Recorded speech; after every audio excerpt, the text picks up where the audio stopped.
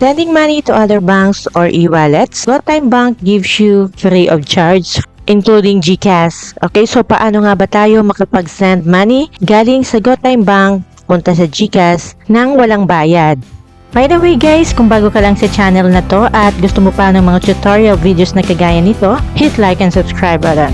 Nang sa ganun ay ma-notify po kayo kung may bago po akong upload na video. Okay, yung last video ko guys ay kung paano tayo nag-send money from GCash to GoTime Bank. Okay, so sa ngayon naman, from GoTime Bank to GCash. Okay, first step is open your GoTime Bank application and then log in to your account. At dito sa dashboard ni GoTime Bank ay pindutin mo tong send or transfer. Okay, then pipili ka if send money gamit ang account number, mobile number, or email address. Okay, dahil nga GCash, so pipiliin ko tong mobile number.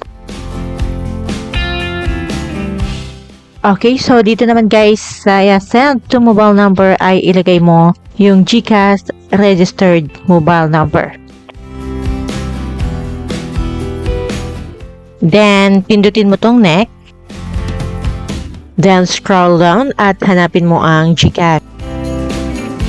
Then, dahil may mobile number na, ilagay mo dito yung GCash account name. Okay, itong note naman ay optional.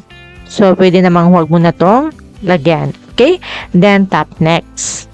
At makikita natin dito yung GCash account name at yung available balance.